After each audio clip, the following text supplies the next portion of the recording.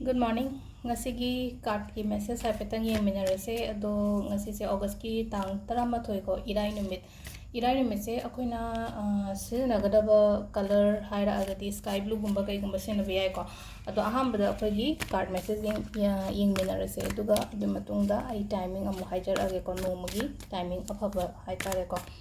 Ado sida 1 2 3 ko. Ama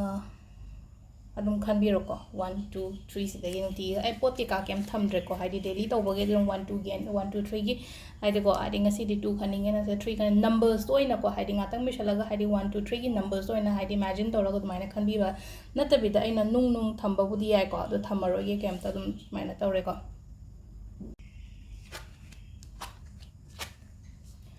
sida lere ko gi 3 cards se ko 3 cards se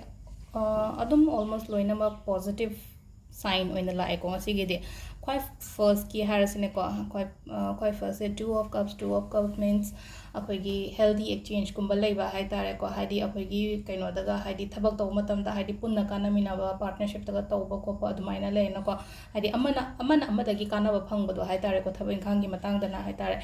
aduga relationship show hai tare ko adum haidi ngasi gi ona sum harasine ko nungshina chanana leiba khotpa adumaina oina ka oire ko ani shubagi sinamo kaino have ready oire ba ise ngasi se hai tare ko suppose haidi video yengi matam sta leina ko phidi lo shalaga leiraga ngairaga ai ngasi se chattorabane haibagi keno ma lei ko adu nang somna chattoriba ko toriba se phai ko adu khitang haidi khitang adum yumdagi khitang lapna chatpa gumba su oiba yai natraga aigi thabaki kaini thabaki purpose ki matungina hai tare ko hari dumaina chatke khotke haibagi ready amadi leiba ai thabak ama haudadana leibodo hauge haina khanba hai tare ko aduga ahum subasisu ko chap mane dum ani subasiga ahum subasiga hai tare ko dum happen manarap tawe aduga ahum subasina pura inong no pot hai tare ko pura inong no pot na hangai aina sungdo torok pot ama hadi ai paige haina khanba matam ne chatke haina khanba tauge haina khanba start ama tauge hadi new beginning hai tare ko new beginning new startup adumaina hai tare ko mi gi matang da haise mi ma hadi unaba chatpa khotpa yenguge kamaina unara kamai tawba khotpa kaina dain taro adum bai mong da hai tare ko adu sida leire khoi gi daily gi guidance ko adu timing se ki pung mari ga mini ni putaruk dagina mapan ga mini ni phuma thoi phang leire ko